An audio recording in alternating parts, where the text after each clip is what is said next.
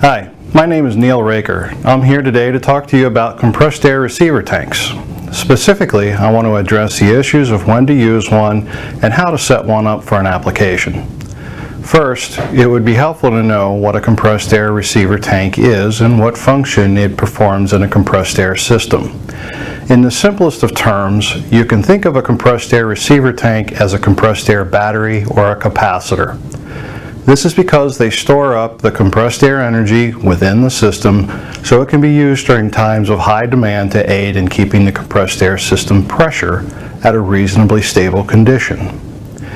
Keeping compressed air pressure stable improves the overall performance of a compressed air system when large spikes in demand would otherwise create havoc within the system pressure, usually resulting in persistent system pressure drops.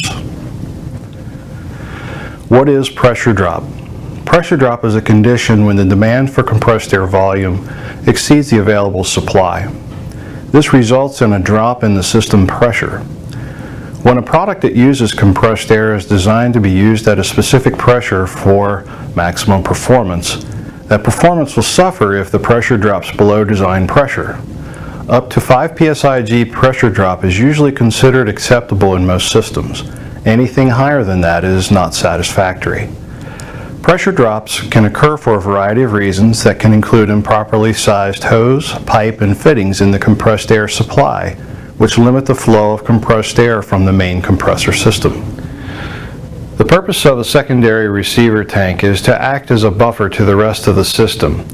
During short duration, large use compressed air events, the compressed air receiver tank gives up its energy directly to the application to which it's attached without affecting the pressure in the rest of the compressed air system.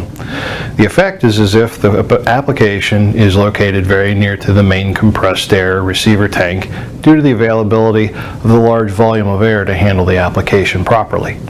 The secondary receiver tank effectively extends the ability of the compressed air system to operate high-volume compressed air events even if they are far away from the larger compressed air lines. With EXAIR being a manufacturer of compressed air products, we discuss with our customers different strategies for plumbing compressed air to our products.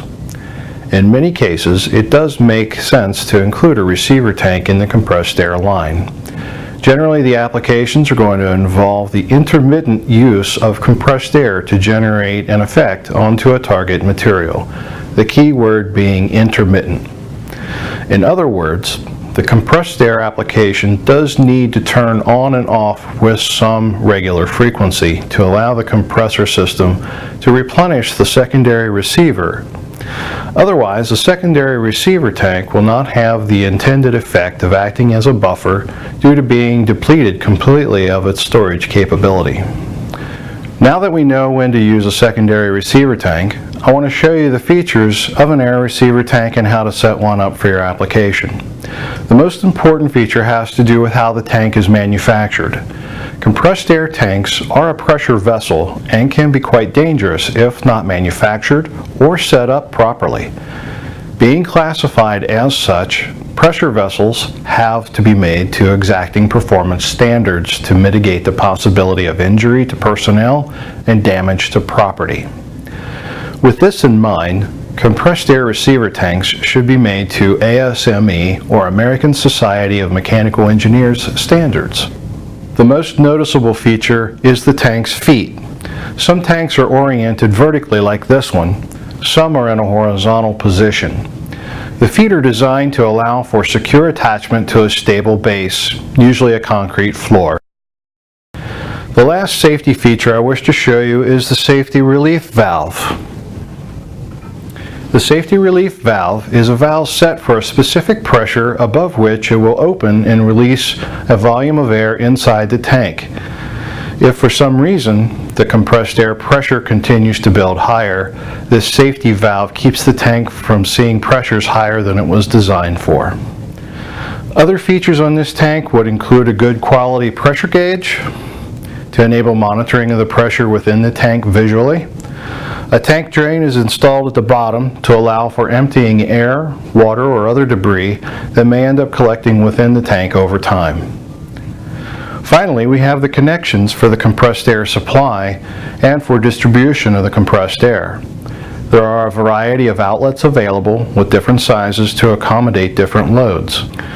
If you have any questions regarding receiver tanks, compressed air systems, and especially point of use application products, please call us at 1-800-903-9247.